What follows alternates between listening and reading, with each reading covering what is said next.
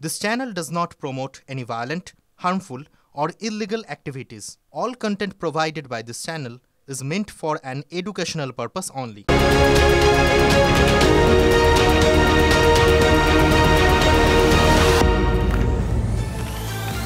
নমস্কার, শুরু করছি নিউজ এটু। ঠিক দুপুর দুটোয় আবার সেই খবর, আবার রেল দুর্ঘটনার খবর। গতকালই দিয়েছিলাম, আবার আজ, এবং ঠিক 1.5 মাসের মাথায় ওই রাঙাপানি, উত্তরবঙ্গের ফাঁসি দেওয়ার কাছে রাঙাপানিতে আবার ডিরেলড একটা মালবাহী গাড়ি।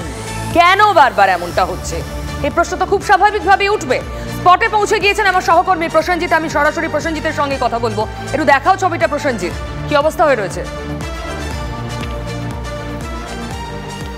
একদম আমি দেখাবো। দেখো, রাঙাপানি স্টেশনের একদম পাশে জায়গাটা কার্যত যদি গ্রাফিক্যালি বোঝানোর চেষ্টা করি তাহলে ভিএর মতো, অর্থাৎ ঠিক ওই প্রান্তে ভিএর যে আরেকটা কোণা সেইখানে কিন্তু রাঙাপানি স্টেশন, এবং ভিএর মতো কিছুটা এগিয়ে গিয়ে নিচের প্রান্ত দিয়ে ট্রেনটা নুমালীগড় রিফাইনারির উদ্দেশ্যে আসে, এবং সেইভাবেই এই ট্রেনটি কিন্তু আসছিল। রেলের রেকগুলি আসছিল তেলের ট্যাঙ্কার নিয়ে। ঠিক এই এলাকায় এই দুটো বগি, যে দুটো বগিকে এখন সরানোর কাজ চলছে, দেখতে পাচ্ছ ছবিতে, আমরা সরাসরি দর্শকদের দেখাচ্ছি। এই এলাকায় কিন্তু ট্রেনটা 12:15 নাগাদ বিকট শব্দ হয়, এবং মালগাড়ির চালক দেখতে পান এই দুটো যে বগি, দুটো যে রেক, সেই রেকের অন্তত 8টি চাকা সরে গিয়েছে। এবং একবার যদি জুম করে খুব কাছ থেকে দেখানো সম্ভব হয়, যে ট্র্যাক রয়েছে সেই ট্র্যাক থেকে কিন্তু অনেকখানি সরে গিয়েছে চাকাগুলো। কার্যত ছ্যাঁচড়াতে পাথরের উপর দিয়ে এগোতে থাকে। বিকট শব্দ শুনে কিন্তু চালক ট্রেন থামিয়ে দেন, এবং মূল যে লাইন সেই লাইনও আটকে যায়। যদিও এখন এই মুহূর্তে কিন্তু মূল যে লাইন কলকাতার সঙ্গে যে এনজেপির যোগাযোগ হাওড়া বা শিয়ালদার সঙ্গে, সেই যোগাযোগটা খুলে দেওয়া হয়েছে। কারণ এই মালগাড়ির যে অধিকার যে বর্ধিত রেকগুলো ছিল, যেগুলো মেন লাইনকে ব্লক করে রেখেছিল, সেগুলোকে কেটে সরিয়ে নিয়ে যাওয়া হয়েছে। সেই কারণে মেইন লাইনের যে ব্লক, সেই ব্লক খুলে গিয়েছে। তবে এই এলাকায় কিন্তু এখন উদ্ধার কাজটা শুরু করা হচ্ছে। এই ট্র্যাক থেকে এই যে রেকগুলোকে সরিয়ে দিতে হবে, এবং অনেকখানি যে জায়গাগুলো সরে গেছে সেখান থেকে বিভিন্ন হাইড্রোইলেকট্রিক জ্যাক লাগিয়ে এবার এই মালগাড়িগুলোকে উঠিয়ে নিয়ে মূল লাইনে ফেলে তারপর নিয়ে গিয়ে লাইন পরীক্ষার কাজ করা হবে। প্রসেনজিৎ সঙ্গে থাকো, আমি আবার ফিরবো তোমার কাছে। এ তো দেখলেন একটা দুর্ঘটনা, এটা তত বড় আকারের নয়। হতাহতে তেমন খবর নেই। গতকাল কি দেখেছি, এই 17 জুন এই রাঙাপানিতেই, এখানেই আমরা কি ভয়ঙ্কর অ্যাক্সিডেন্ট দেখেছি। এছাড়াও রেলের সার্বিক স্বাস্থ্য কেমন। আজ ডায়মন্ড হারবার লাইন অবরোধ করেছিলেন বেশ কিছু নিত্যযাত্রী। কেন জানেন? রোজ সময় বলে আসে না ট্রেন, অন্তত 1.5 থেকে 2 ঘন্টা ট্রেন লেট, এবং তারই প্রতিবাদে আজ ডায়মন্ড হারবার লাইনের ওপরে অবরোধ। সেখানে যাত্রীরা কি বলছেন শোনাবো।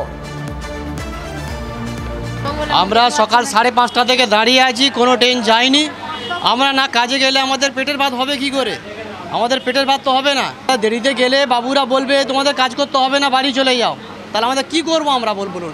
সমস্যা মানে আমরা এমার্জেন্সি সার্ভিস করি, সেইগুলোও তো মানে আমরা কাজের জায়গায় ঠিক মতো সময়ে যেতে পারছি না। আবার অফিসে গেলেও সমস্যা, মানে আমরা কোনো পরিষেবাই দিতে পারছি না। কি করা যাবে, আমাদের তো প্রাইভেট ফার্মের কাজ, যেতে হবে, কখন ছাড়ে দেখা যাক, নইলে কালকে থেকে বলবে যে আসতে হবে না। মানে সার্বিকভাবে রেল নিয়ে সাধারণ মানুষ সন্তুষ্ট কি, একটা বড় প্রশ্ন এই মুহূর্তে। আমি আরেকবার প্রসেনজিতের কাছে যাই। প্রসেনজিৎ, তোমাদেরই বারবার ছুটে গিয়ে কভার করতে হচ্ছে, বারবার তোমরা অ্যাক্সিডেন্ট কভার করতে যাচ্ছ। মানে সেখানে গিয়ে যারা আর্ত, যাদের হাহাকার শুনতে পাচ্ছ, প্লাস লোকাল ট্রেন নিয়েও মানুষের এত ক্ষোভ। রেলের স্বাস্থ্য মানে এরকম কেন, কি তোমাদের বিশ্লেষণ কি?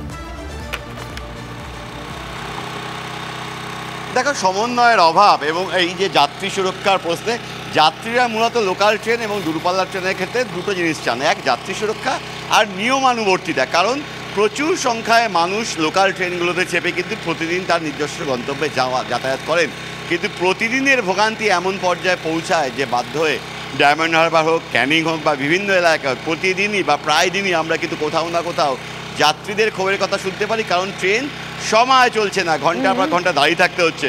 কতক্ষণ পরে চলবে যাত্রীরা জানতে পারছেন না, অ্যানাউন্সমেন্ট হচ্ছে না, দুর্ঘটনা বারবার হচ্ছে। এই রাঙাপানি এলাকায় 17 জুন দুর্ঘটনা ঘটেছিল, আবার দুর্ঘটনা, আবার বেশি কিছুক্ষণ কিন্তু মেন লাইন ব্লকেজ থাকে, তারপর সেই মেন লাইন খুলে দেওয়া হয়েছে। এখন এই উদ্ধার কাজ চলছে, সন্ধ্যা অবধি হয়তো উদ্ধার কাজ চলবে। প্রশ্ন হচ্ছে, বারবার এই ধরনের ঘটনাগুলো এই নির্দিষ্ট এলাকাগুলোতে ঘটছে, রেলকর্তারা কেন তা এড়াতে পারছেন না? কোথাও গিয়ে কি খামতি থাকছে, নাকি কোনো নির্দিষ্ট জায়গা, যেই জায়গাটায় যাত্রী মানে যাদের রেলের ক্ষেত্রে যেহেতু কর্মীর সংখ্যা অপ্রতুল, পরিকাঠামোর ক্ষেত্রে কোনো সমস্যা আছে, সেই প্রশ্নটাই কিন্তু যাত্রীরা তুলছেন, যে কারণে ড্রাইভার নাম্বারের ক্ষেত্রে আজকে বিক্ষোভ হয়েছে। তারা বলছেন প্রতিদিন তারা ঘন্টার পর ঘন্টা স্টেশনগুলোতে দাঁড়িয়ে থাকছেন। একদম, মানে যাত্রীরা না খুশ। প্রসেনজিৎ, তোমাকে ধন্যবাদ। দেখুন, এইরকম একটার পর একটা ট্রেন দুর্ঘটনা হবে আর কেউ সমালোচনা করবে না, তা তো হতে পারে না। মুখ্যমন্ত্রী মমতা বন্দ্যোপাধ্যায় আবার গভীর উদ্বেগ প্রকাশ করেছেন। তিনি এটাই বলছেন, হচ্ছেটা কি? দেখুন, এটা তো পাবলিকেরও প্রশ্ন, রেলে হচ্ছেটা কি? প্রায় নিত্যদিন রেল দুর্ঘটনা। আমি ইনি শ্যামল ভট্টাচার্য আমার সঙ্গে রয়েছেন, রাজনৈতিক বিশ্লেষক। শ্যামলবাবু, আমরা দেখেছি বাজেটে রেলের জন্য বরাদ্দ বাড়ে, কবচ নিয়ে অত্যাধুনিক করার চিন্তা ভাবনা হয়। অশ্বিনী বৈষ্ণব একটার পর একটা বড় দুর্ঘটনার পর সেই প্রতিশ্রুতি দিয়ে যান।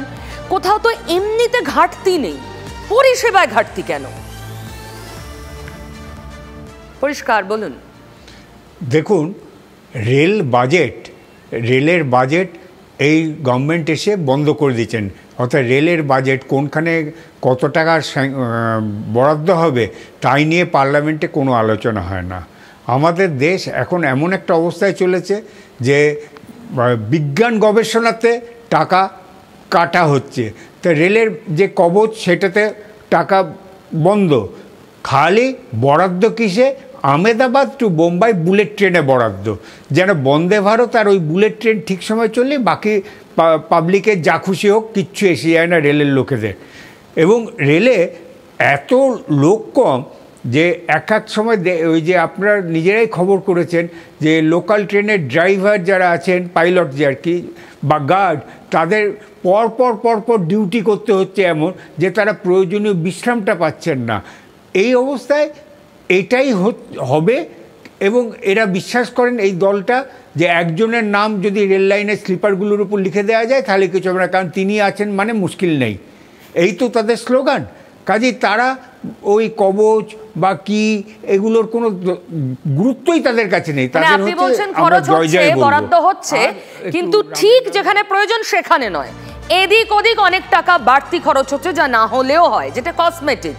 পরিকাঠামোয় খরচ নেই। সঙ্গে থাকুন শ্যামলবাবু। এটা একটা বড় প্রশ্ন। দেখুন, আমরা সাধারণ মানুষ, সব কিছু হচ্ছে, রাজনীতিও হচ্ছে, শুধু ট্রেনে যখন আমরা উঠতে যাচ্ছি আমাদের প্রাণ হাতে করে ট্রেনে উঠতে হচ্ছে। ওঠার সময় ভাবতে হচ্ছে ঠিক করে নামতে পারবো তো, গন্তব্যে পৌঁছতে পারবো তো। এই পরিস্থিতি কেন? উত্তর আছে কারোর কাছে? উত্তর চাইছি, অপেক্ষায় থাকলাম। তবে আরো একটা প্রশ্নের উত্তর, বাংলার আকাশে বাতাসে চাহিদা ঘুরে বেড়াচ্ছে প্রশ্নটা, তার উত্তরের জন্য অধীর চৌধুরীর রাজনৈতিক ক্যারিয়ার কোথায়? সেটা কি শেষ হচ্ছে? বাংলার পরবর্তী প্রদেশ কংগ্রেসের সভাপতির নাম কি? এবং তার থেকেও বড় প্রশ্ন, জোটের স্বার্থে কি অধীর বাবুকে সাইড লাইনেই থাকতে হবে? এই নিয়ে বিস্তর জলঘোলা হচ্ছে। তার আগে অধীর রঞ্জন চৌধুরী গতকাল মেজাজ হারিয়ে ফেলেছিলেন যখন প্রাক্তন শব্দটি নিজের সম্পর্কে শোনেন। প্রাক্তন সভাপতি, শুনুন কি বলেছেন। খার্গে সাহেব সভাপতি হওয়ার পর বাকি এমনি সব অস্থায়ী হয়ে যায়। তারপরে ভোটে খারাপ ফলের জন্য যেটা, সেটা সব সভাপতি বলে আমিও বলেছি। নানা মন্তব্যে খারাপ বলে গেছে আমার, সব মিলিয়ে আমি বলেছিলাম, আমার খারাপ লাগাটাকে প্রকাশ করেছিলাম। এ ভাই, যদি না পোষে আমাকে নিয়ে আপনারা আমাকে সরিয়ে দিতে পারেন। ব্যাস। পশ্চিমবঙ্গের কর্মীদের উপর অত্যাচার হচ্ছে, সন্ত্রাস হচ্ছে, তা আমি কর্মীদের বলতে হবে। কর্মীদের বলতে গেলে আমাকে তৃণমূলের বিরুদ্ধে বলতেই হবে। এখন সে বলার মধ্যে কি ভুল আমার জানা নেই। হয়তো পার্টি মনে ঠিক করে গেছে। আমি নিশ্চয়ই বিশ্বাস করি যে পার্টির ভালোর জন্য কিছু তারা চিন্তা করেছে, কিন্তু বিষয়টা যেভাবে শোরগোল পড়ে গেছে, মানে আমি খুব অস্বস্তিতে পড়ে গেছি। স্বাভাবিকভাবে অধীর চৌধুরী তৃণমূল কংগ্রেসের নিশানায় দীর্ঘদিন ধরে, ভোটের আগে থেকে। কাল কি বললেন কুণাল ঘোষ, শুনুন। হাইকমান্ডের নীতি ইন্ডিয়া জোটের স্পিরিটের নীতি, আর অধীরবাবু বাংলায় সিপিএমের সঙ্গে হাত মিলিয়ে অন্ধ তৃণমূল বিরোধিতাকে প্রাথমিকতা দিয়ে তৃণমূলের বিরুদ্ধে কুৎসা করে বিজেপিকে অক্সিজেন দিতে গিয়ে দিশাহীন পলিটিক্স করেছেন। এবং তার নিট রেজাল্ট হচ্ছে, কংগ্রেস তো ডুবেছেই, তিনি নিজে তাঁর নির্বাচনী কেন্দ্রে তৃতীয় হয়েছেন। ফলে তাঁদের পার্টি লাইন বেঙ্গলে, বাংলায়, তাঁদের ভাবনা চিন্তা, তাঁদের ভাষা, তাদের আক্রমণ বাংলার মানুষ প্রত্যাখ্যান করেছেন। তা এখন তার মুখ থেকে নানা রকম হতাশার কথা বেরোচ্ছে। চলুন এই নিয়ে এআইসিসি কি ভাবছে, জাতীয় কংগ্রেস কি ভাবছে, একটু জেনে নেওয়ার চেষ্টা করি। জ্যোতির্ময় আমার সঙ্গে রয়েছে নয়াদিল্লি থেকে। বাংলার পরবর্তী প্রদেশ কংগ্রেসের সভাপতি কে হবেন এই নিয়ে যত না আগ্রহ সাধারণ মানুষের জ্যোতির্ময়, তার চেয়ে অনেক বেশি আগ্রহ অধীর চৌধুরীর ক্যারিয়ারে ফুল স্টপ পড়লো। নাকি জাতীয় কংগ্রেসের সঙ্গে মানে সোনিয়া রাহুলের সঙ্গে মমতার সম্পর্ক অনেক বেশি মসৃণ হলো?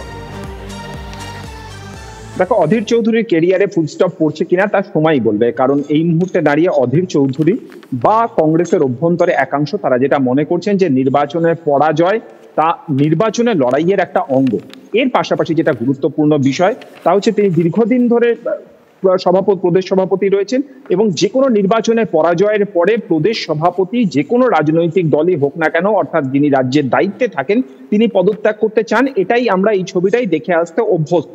ফলত আবারও অধীর চৌধুরী তিনি নির্বাচনে জিতে আসতে পারবেন কিনা, সংগঠনে তিনি গুরুত্ব পাবেন কিনা, সেই বিষয়গুলি পুরোটাই সময় বলবে। কিন্তু এই মুহূর্তে অধীর চৌধুরীকে ঘিরে যে আলোচনা তার পাশাপাশি সমান্তরালভাবে আরো কিছু ডেভেলপমেন্ট হচ্ছে। অধীর চৌধুরী যে সময় প্রদেশ কংগ্রেস সভাপতি ছিলেন সেই সময় দলের একাংশে সিনিয়র নেতা, অর্থাৎ প্রদেশ কংগ্রেসের যে সমস্ত সিনিয়র নেতারা, যার মধ্যে প্রদীপ ভট্টাচার্য রয়েছেন, যার মধ্যে নেপাল মাহাতো রয়েছেন, যার মধ্যে শুভঙ্কর সরকার রয়েছেন, এই ধরনের একাধিক নেতা তারা কিন্তু গুরুত্ব পাননি বলে অভিযোগ। তাদেরকে ডাকা হয়েছিল বৈঠকে। অধীর চৌধুরী গতকাল আমাদের সঙ্গে যখন কথা বলছিলেন তিনি স্পষ্টভাবে যে কথা জানিয়েছেন, তিনি তার ক্ষোভে জানিয়েছেন যে যারা মাঠে ময়দানে কাজ করেন, যারা মার খাচ্ছেন, যারা জেলে যাচ্ছেন তাদেরকে ডাকা হয়নি। অর্থাৎ এক্ষেত্রে অধীর চৌধুরীর ঘনিষ্ঠ যারা তারা কিন্তু বৈঠকে ডাক পাননি, যেটা অত্যন্ত সিগনিফিক্যান্ট একটি বিষয়। এই অংশের যারা অর্থাৎ তথাকথিত ভাবে যারা কিছুটা অধীর চৌধুরীর বিরুদ্ধে যারা এসে দাঁড়াচ্ছেন সেই তাদের অংশের বক্তব্যটা শুনেছেন কংগ্রেস হাইকমান্ড। অর্থাৎ এক্ষেত্রে আমরা জানি যে কেসি বেণুগোপাল তিনি নিজে বৈঠক করেছেন, তাদের বক্তব্যটা শুনেছেন। আমরা সূত্র মারফত যে খবর পাচ্ছি তাতে শুধুমাত্র তাদের বক্তব্যের উপর নির্ভর করে সিদ্ধান্ত নেবে না এআইসিসি। বেশ সমান্তরাল প্রক্রিয়া চলছে। সেক্ষেত্রে কোনো এজেন্সি থাকতে পারে, সেক্ষেত্রে এআইসিসি নিজস্ব কোনো চ্যানেল থাকতে পারে। প্রত্যেক নেতাকে ধরে ধরে তাদের সম্পর্কে ফিডব্যাক নেওয়া হচ্ছে। এর পাশাপাশি এই মুহূর্তে এআইসিসি যে বিষয়টি বোঝার চেষ্টা করছে তা হচ্ছে এই মুহূর্তে পশ্চিমবঙ্গের রাজনৈতিক লাইন কি হবে কংগ্রেসের। অর্থাৎ শুধুমাত্র একজন প্রদেশ কংগ্রেস নেতা বাছাই নয়, তৃণমূল কংগ্রেসের সঙ্গে পাশাপাশি কাঁধে কাঁধ মিলিয়ে তারা থাকবেন, নাকি যে তীব্র তৃণমূল বিরোধিতার ধারাবাহিক চলছে অধীর চৌধুরীর জমানায় তার ধারাবাহিকতা বজায় থাকবে। প্রথম আগে এই প্রশ্নটার ক্ষেত্রে একটা রাজনৈতিক কৌশলগত সিদ্ধান্ত নিতে হবে আইসিসি কে। তারপরে সেই সিদ্ধান্তের সঙ্গে সহমত পোষণ করছেন কোন নেতা তা বাছাই করেই কিন্তু প্রদেশ কংগ্রেস সভাপতি বাছাই করা হবে। অর্থাৎ অধীর চৌধুরী তিনি আপাতভাবে যে প্রাক্তন সভাপতি, গতকাল তিনি সে কথা নিজেই জানিয়ে দিয়েছেন, তাকে গোলাম আহমেদ মির্জাকে সেই তা নিয়ে সম্বোধন করেছেন প্রাক্তন সভাপতি বলে। অর্থাৎ পরবর্তী ক্ষেত্রে এবার কি হতে চলেছে আমাদের নজর কিন্তু সেদিকেই থাকছে। জ্যোতির্ময় অনেক ধন্যবাদ। তার মানে এ রাজ্যে কংগ্রেসের সভাপতি বাছতে গিয়ে শুধু কংগ্রেসের কথা ভাবলে হবে না, জাতীয় কংগ্রেসকে ভাবতে হবে তৃণমূলের কথা। তৃণমূলের সঙ্গে যার সম্পর্ক ভালো, তার মানে তৃণমূলকে রাখতে গিয়ে মমতা ব্যানার্জির সঙ্গে সখ্য রাখতে গিয়ে কি বিসর্জন দেওয়া হবে অধীর চৌধুরীকে? এই প্রশ্ন তো ওঠে। শ্যামল বাবু,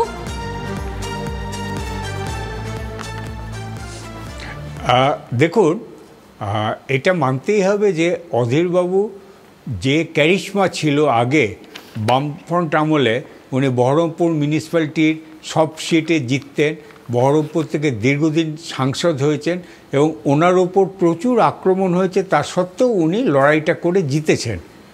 কিন্তু এখন উনি হেরে গেছেন, উনি হয়তো ভবিষ্যৎটা বুঝতে পারেননি, যে কারণে উনি বামেদের সঙ্গে জোটের পক্ষে সওয়াল করেছেন, তৃণমূলের সঙ্গে নয়। অর্থাৎ বিজেপির বিরুদ্ধে যে তৃণমূল লড়াইটা দিচ্ছে, বিজেপি যদি কংগ্রেসের মূল শত্রু হয় তাহলে তাদের অনেক আগে নিজেদের লাইনটা পরিষ্কার করে দেওয়া উচিত ছিল। অধীরবাবুকে সেই মতো গাইডেন্স দেওয়া উচিত ছিল। অধীরবাবু তো একদিনে এই মমতা বিরোধী হননি, অধীরবাবু একদিনে হননি, ওনাকে পার্টির যে লাইন পার্টি গাইড করেনি, এটাও বলবো। অধীর রঞ্জন চৌধুরী এবং মমতা ব্যানার্জি একই দল করতেন এক সময়। এই যে রাজনৈতিক শত্রুতা, এটা সেই সময়ের শত্রুতা, কোনোদিনই এই দুটো লাইন এক জায়গায় হয়নি, প্যারালালে গিয়েছে। এবং অধীরবাবু ওনার নিজের অবস্থানে, অধীরবাবুর টার্গেট তৃণমূল কংগ্রেসের, সে তো আমরা দেখেছি বারবার। হ্যাঁ, কিন্তু মূল শত্রু যে বিজেপি, কংগ্রেসের এবং তৃণমূল কংগ্রেসের, সেই মূল শত্রুর জন্য দরকার হলে এরা যে এক হয়ে যাবে। মানে আপনি বলছেন অধীরবাবু নমনীয় হওয়া প্রয়োজন ছিল পরিস্থিতির সঙ্গে, যেটা অধীরবাবু করেননি। শ্যামলবাবু প্লিজ সঙ্গে থাকুন। এর মধ্যে আরো একটা বিষয় রাজ্য রাজনীতিতে ঘুরপাক খাচ্ছে, তা হলো বাংলা ভাগ। নতুন করে এই বাংলা ভাগ শব্দ দুটো ভীষণভাবে আকাশে বাতাসে ঘুরছে। তার কারণ সুকান্ত মজুমদারের বক্তব্য আপনারা জানেন, নিশিকান্ত দুবের বক্তব্য আপনারা জানেন, ইভেন শান্তনু ঠাকুর দুদিন আগে বলেছেন, তার আগে গৌরীশঙ্কর বাবু মুর্শিদাবাদের বিজেপির বিধায়ক, সবাই মিলে একসঙ্গে বাংলার বঞ্চনা বঞ্চনা বঞ্চনা এবং কোথাও একটা খুব সূক্ষ্ম হিন্দুত্বের লাইনও এর মধ্যে রয়েছে। আর আরও সূক্ষ্মভাবে, আরও কৌশলগতভাবে তৃণমূল কংগ্রেস এটাকেই ইস্যু করছে বিধানসভায়, বিজেপিকে বাঁকে ফেলতে। বিধানসভা হয়ে গেছে তৃণমূল আর বিজেপি একে অন্যকে কতটা প্যাঁচে ফেলতে পারে তার প্রতিযোগিতার আখড়া। সোমবার এই বঙ্গভঙ্গ নিয়ে প্রস্তাব আনতে চলেছে তৃণমূল কংগ্রেস, আর বিরোধী দলনেতা মানে বিধানসভায় যিনি লিড করছেন তিনি বলছেন না, কোনো অবস্থাতেই বঙ্গভঙ্গ ইস্যু বিজেপি চায় না। তাহলে বাকি নেতারা বলছেন কেন? বলছেন সংখ্যাটা বাড়ছে, অথচ কারোর বিরুদ্ধে কোনো ব্যবস্থাও নেওয়া হচ্ছে না। চলুন এই নিয়ে আমি আরো কথা বলি। প্রদীপ্ত আমার সঙ্গে রয়েছে। প্রদীপ্ত, এটা একটা অদ্ভুত বিজেপির বিষয়। এক তো তৃণমূল এটাকে ইস্যু করছে, অন্যদিকে বিজেপির একের পর এক নেতা বাড়ছেন এবং নেতাদের তালিকায় নাম বাড়ছে তো বাড়ছেই, কেউ শাস্তি পাচ্ছেন না, কারোর বিরুদ্ধে কেউ কোনো কথা বলছেন না, শুধু একটা বিধিবদ্ধ লাইন বিরোধী দলনেতার মুখে শুনছি, না না আমরা বাংলা ভাগের পক্ষে নয়। ঠিক বিজেপির অবস্থানটা কি? দেখো, বিজেপি অবস্থান নিয়ে একটা ধোঁয়াশা তৈরি অবশ্যই হচ্ছে, তার কারণ এইভাবে নিশিকান্ত দুবে, গৌরীশঙ্কর ঘোষ, সুকান্ত মজুমদার বা শান্তনু ঠাকুররা যে কথা বলছেন সেখানেই ধোঁয়াশার তৈরি হওয়াটা স্বাভাবিক। কিন্তু সেই ধোঁয়াশা আরও কোথাও ইন্ধন পাচ্ছে কেন্দ্রীয় নেতৃত্ব, তাদের এই বিষয়ে কোনো অবস্থান নেই। তারা তো বিজেপি কোন পক্ষে যাবে, বিজেপি কি সত্যিই বঙ্গভঙ্গ চায় নাকি বঙ্গভঙ্গ চায় না, কোনো নেতাই কিন্তু এখনো পর্যন্ত টু শব্দ করেনি। আর এই জায়গা থেকেই তৃণমূল কংগ্রেস গোটা বিষয়টিকে নিজেদের দিকে নিয়ে এসে রাজ্য রাজনীতিতে তাদের প্রভাব আরও বাড়াতে চাইছে। এই বিধানসভাতেই সোমবার দিন যে বঙ্গভঙ্গের প্রস্তাব নিয়ে আলোচনা হবে, বঙ্গভঙ্গ বিরোধী প্রস্তাব নিয়ে আলোচনা হবে, এটা কিন্তু এই প্রথম বিধানসভায় আলোচনা হচ্ছে এমন নয়। যখনই বিজেপির তরফ থেকে এই ধরনের কথোপকথন উঠে এসেছে কোনো কোনো নেতার মুখে, তখনই এই আলোচনা হয়েছে। অর্থাৎ এই নিয়ে বিধানসভা সূত্রে আমরা যা জানতে পারছি, সোমবার দিন তৃতীয়বারের জন্য বাংলা ভাগ বিরোধী প্রস্তাব তৃণমূল কংগ্রেস আনতে চলেছে। আর বিজেপি সেখানে ইতিমধ্যেই শুভেন্দুবাবু জানিয়ে দিয়েছেন যে তাদের একেবারে লাইনটা ক্লিয়ার, যে তারা কোনোভাবেই বঙ্গভঙ্গ চান না, কিন্তু বঞ্চনা হচ্ছে, রোহিঙ্গারা ঢুকে পড়ছে, উত্তরবঙ্গের বঞ্চনা রয়েছে, বিএসএফের ফেন্সিং করতে জমি দিচ্ছেন না মমতা বন্দ্যোপাধ্যায়ের সরকার, কিন্তু বঙ্গভঙ্গ তারা চান না। তাদের দলের রাজ্য সভাপতিও কিন্তু স্পষ্ট করে এই কথা বলছেন না, যখনই কেউ মন্তব্য করেন তখন দেখা যায় যে এটা ব্যক্তিগত মত বলে তারা এড়িয়ে যান। অনন্ত মহারাজ তিনি একাধিক দিন ধরে বলছেন, কেউ কিছু বলছেন না। একদম আমাদের দর্শকরা দেখেছেন। প্রদীপ্ত, তোমাকে ধন্যবাদ। দেখুন, বঙ্গভঙ্গ এখন রাজ্য রাজনীতিতে নতুন হট টপিক। সোমবার যে উত্তাল হবে বিধানসভা এবং তা না আর কোথায় কোথায় যায় সেটাই দেখার। তবে এই নিয়ে বিরোধী দলনেতার বক্তব্য, সঙ্গে কুণাল ঘোষের টিপ্পনী শুনুন। আসবে, আমরা আমাদের স্ট্যান্ড বলেছি, তো as a leader of opposition বলেছি, আমরা উত্তরবঙ্গের বঞ্চনা নিয়ে আমরা অত্যন্ত আমাদের কনসার্ন আছে, আমরা চিন্তিত বাংলাদেশ সীমান্তবর্তী জেলাগুলি থেকে হিন্দু পলায়ন নিয়ে, আমরা চিন্তিত রোহিঙ্গারা ঢুকে পশ্চিমবঙ্গের ডেমোগ্রাফি জনসংখ্যা বদলে দিচ্ছে, আমরা চিন্তিত ৭২টা জায়গায় মমতা ব্যানার্জি জমি দিচ্ছেন না বিএসএফকে বেড়া করার জন্য, আমরা এগুলো নিয়ে চিন্তিত। কিন্তু আমরা ভারতীয় জনতা পার্টি ডক্টর শ্যামাপ্রসাদ মুখার্জি 1947-এর 20 জুন এই হাউসে হিন্দুদের জন্য দিয়ে গেছিল পশ্চিমবঙ্গ, এই পশ্চিমবঙ্গ অবিভক্ত থাকবে। বাংলা ভাগ করার চক্রান্ত বিজেপি, যখনই তারা হেরে যায়, যখনই বুঝে যায় আবার হারবে, তারা ভাঙতে হবে, কেন্দ্রশাসিত অঞ্চল করতে হবে, টুকরো করতে হবে, এইসব। এইবার তৃণমূল কংগ্রেস, রাজ্য সরকার, শাসক পক্ষ তারা বঙ্গভঙ্গের বিরুদ্ধে প্রস্তাব আনছেন। তাহলে এবার এই বিজেপির নানা মুখে নানা কথা না বলে, আর বিজেপির অন্তরাত্মা চাইছে বঙ্গভঙ্গ, আর নানা মুখে নানা কথা বলে মানুষকে বিভ্রান্ত না করে আসুন প্রস্তাবে ভোট দিন। প্রস্তাবের সমর্থনে, বঙ্গভঙ্গ চাই না, বঙ্গভঙ্গ চাই না, এই প্রস্তাবের সমর্থনে ভোট দিন যদি সত্যি আপনারা বঙ্গভঙ্গের বিরোধী হন। তৃণমূল কিন্তু বড় প্যাচ কষে ফেলেছে, তারা ভোটাভুটিতে যেতে চায়। সোমবার প্রস্তাব ভোটাভুটি, বিজেপির অবস্থান কি হতে পারে? আচ্ছা, বিজেপির অবস্থান কেউ বুঝতে পারছে? শ্যামল বাবু, আপনি বুঝতে পারছেন? আমি একটা জিনিস বুঝি যে ধরুন অন্য অনেক জ্বলন্ত সমস্যা আছে, এই আবাস যোজনার টাকা আসছে না, 100 দিনের কাজের টাকা আসছে না, এইগুলোর থেকে একটু ঘুরিয়ে কেন্দ্রীয় নেতৃত্বের সমর্থনে এইসব খুচরো নেতারা এইসব একটা করে ইস্যু তুলবেন, আমরা ওই নিয়ে আলোচনা করব, এটাই চলবে। এবং ওই দিন বিজেপি কোনো একটা কারণে হয়তো মানে সে সামান্য কারণ যে স্পিকার কেন আজকে চশমা পরে আসেনি, অতএব বিজেপি ওয়াক আউট করবে, তারা প্রস্তাবের পক্ষেও থাকলো না, বিরোধিতাও করবে না। এই একটা মানে ন্যাক্কারজনক খেলা শুরু করেছেন আপনার শাসক এবং বিরোধী দলের যারা রিপ্রেজেন্টেটিভ আছেন বিধানসভায় এবং লোকসভায়। শ্যামলবাবু, আপনাকে অনেক ধন্যবাদ। সত্যিই তো আমরা ঠিক এই কথাটাই বলতে চাইছি যে মানুষের কথাটা কোথায়? বিধানসভা তো আমাদের জায়গা, আমরা ভোট দিয়ে পাঠিয়েছি ওখানে জনপ্রতিনিধিদের, ওটা তো আইনসভা, আমাদের জন্য আইন তৈরি হবে ওখানে, আমাদের ভালো মন্দ ঠিক হবে, আমাদের কোনো কথা নেই।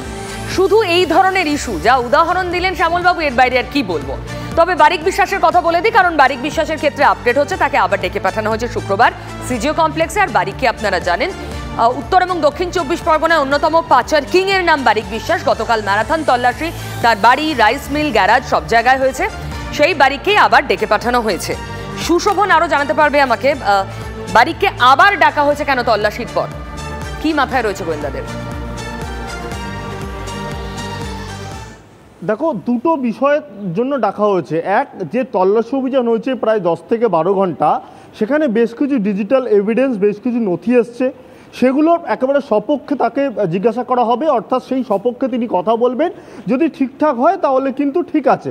আরও যেটা বড় গুরুত্বপূর্ণ অংশ, যেটা হলো যে 20 লক্ষ টাকা তার বাড়ি থেকে উদ্ধার হয়েছে। এই টাকার উৎস কি? একজন মানুষ বাড়িতে এত টাকা রাখছেন কেন? এই টাকা তিনি কার থেকে পেয়েছিলেন? তিনি কাকে দেওয়ার কথা ছিল? না তিনি একেবারে রেখে দিয়েছিলেন? অর্থাৎ এই টাকার উৎস কি, এটাই মূলত জানার চেষ্টা করবে। সেই জন্যই মূলত তাকে শুক্রবার ডাকা হয়েছে। এবার শুক্রবার তিনি যান কিনা, এটা যেমন নিঃসন্দেহে একটা বড় প্রশ্ন। তিনি গিয়ে কি কি উত্তর দেন, আর সেই জায়গায় ইডি অফিসার, তদন্তকারীরা তারা কতটা স্যাটিসফাই হয়, এটাও কিন্তু আরও গুরুত্বপূর্ণ।